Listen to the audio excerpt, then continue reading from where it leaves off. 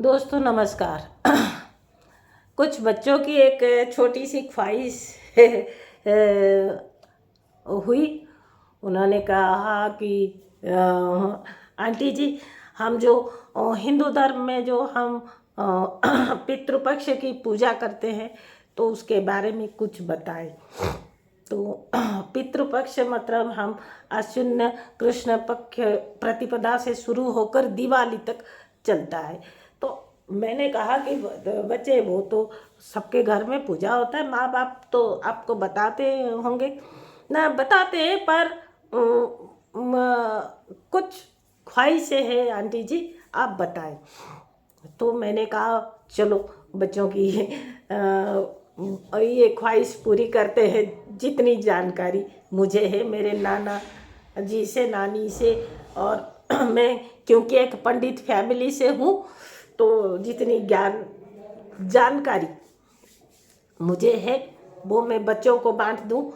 तो पितृपक्ष जो है आश्विन कृष्ण पक्ष की प्रतिपदा से शुरू होकर दिवाली में ख़त्म होता है। जो प्रतिपदा में हमारी जो कहावत है, हमारे पितृपक्ष जो स्वर्ग सिधार गए हैं, वो प्रतिपदा आश्विन प्रतिपदा में हम उनको आवाहन करते हैं, तिल तर्पण करते हैं और उनको जल देते हैं 15 दिन तक दशहरा तक। तो फिर 15 दिन आश्विन कृष्ण पक्ष के जो 15 दिन उनको हम तर्पण देते हैं, जल देते हैं, तिल देते हैं और उनकी आवाहन करते रहते हैं। फिर 15 दिन का उत्सव हम मनाते हैं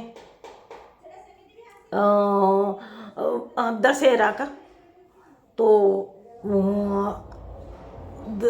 वो आते हैं अंधेरे में, फिर हम दशहरा उत्सव मनाते हैं। वो तो आलोक का समय है, उत्सव का समय है। फिर दिवाली तक उनको इस संसार में फिर से हम सबके बीच विचरण करने के लिए हम प्रार्थना करते हैं। दिवाली में हम उनको विदा करते हैं, स्वस्थान विदा करते हैं। तो एक साल में 1.5 महीने तक हम अपने पूर्वजों का 1.5 महीने तक हम अपने पूर्वजों का आवाहन करते हैं, उनके साथ उत्सव मनाते हैं। आवाहन जो कृष्ण पक्ष आश्विन कृष्ण पक्ष से 15 दिन हम तर्पण करते हैं, तो 15 दिन का हम उनको आवाहन करते हैं। फिर जो दशहरा जो 15 दिन की जो उत्सव मनाते हैं, उसमें रावण का निधन हो या महिषासुर का निधन हो, तो राक्षस मरे थे, तो हम पूर्वजों के साथ वो उत्सव मनाते हैं। फिर दिवाली में उनको हम प्रार्थना करते हैं, हम स्वस्थान उनको विदा करते हैं और तभी हम उनको आलोक देते हैं कि अब इस आलोक में अपनी जगह विराजे।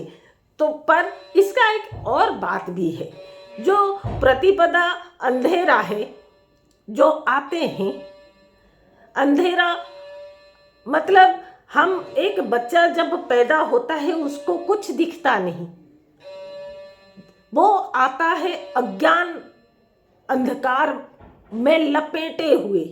क्योंकि बच्चा जब पैदा होता है, एक तो उसको पहले धरती पर जो आता है, तो माँ के पेट से जब निकलता है तो उसको कुछ दिखता नहीं, अंधेरा दिखता है, इसीलिए वो रोता है और तभी वो अज्ञान होता है, उसमें कोई ज्ञान नहीं है।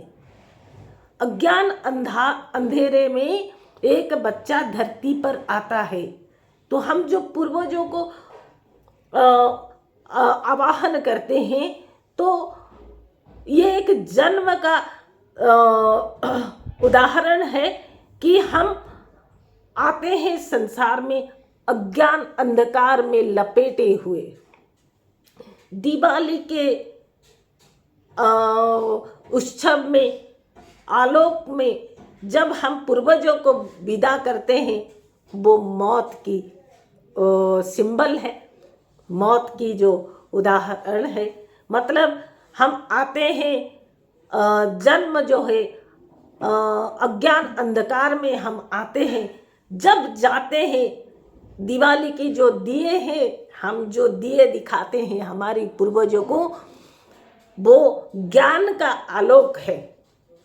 यानी हम पैदा होते हैं अज्ञान अंधकार में लपेटे हुए, पर जीवनचर्या में हम जो ज्ञान, जो जानकारी हमें प्राप्त होती है इस धरती पर, हम जब दुनिया से जाते हैं तब भी अमावस्या होता है। अमावस्या मतलब अंधकार, चांद नहीं होता। जाते समय भी अंधकार होता है अमावस्या का, पर हम दिया जलाकर उनको विदा करते हैं। यानी एक बच्चा जब पैदा होता है तब भी अंधेरा होता है, जब जाता है तब भी अंधेरा होता है, पर जब आता है तब आलोक हम नहीं जलाते, क्योंकि ये एक सिंबल है कि जब इंसान धरती पर माँ की कोख से जब धरती पर आता है तो अज्ञान अंधकार में लपेटे हुए आता है, जब जाता है आलोक यानी जो जानकारी, जो ज्ञान, जो एक्सपीरियंस उसे प्राप्त होता है, वही है दिवाली का दिया, वही है दिवाली के आलोक। और जाते समय भी अंधकार है, चांद नहीं होता, धरती अंधकार में होता है, चांद दिखता नहीं। यानी वो जो अंधेरा है वो अपने जो परिजन है, अपने जो जिनको वो छोड़ के जाता है, उन्हें जो दुख होता है, वो है दिवाली के अमावस्या की अंधकार। पर जो दिया हम दिवाली में जलाते हैं वो है ज्ञान का आलोक।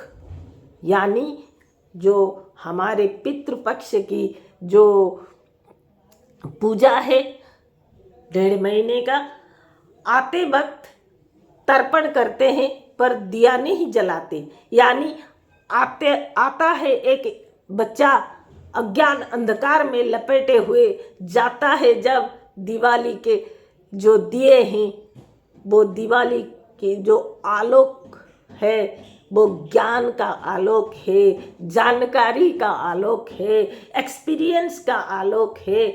और अमावस्या में ही हम आलोक क्यों करते हैं? अमावस्या का जो अंधकार है वो परिजन के, अपनों के जो दुख है, अपनों को जो दुख होता है जब कोई इंसान संसार से जाता है, उसके जो परिवार को दुख होता है, वो है दिवाली के जो अमावस्या का अंधकार है। पर जो दिया हम जलाते हैं वो ये इंसान जो जाता है वो ज्ञान का आलोक लेके जाता है। तो मेरा जो बच्चों की जो रिक्वेस्ट है, जो जानकारी है, मुझे लगता है कि मैं सही तरह समझा पाई हूँ। बच्चों, अगर कोई समझने में कुछ दिक्कत रही हो तो बताना ज़रूर, ताकि मैं फिर से और सरलता से समझाने की कोशिश कर सकूं। जय जगन्नाथ।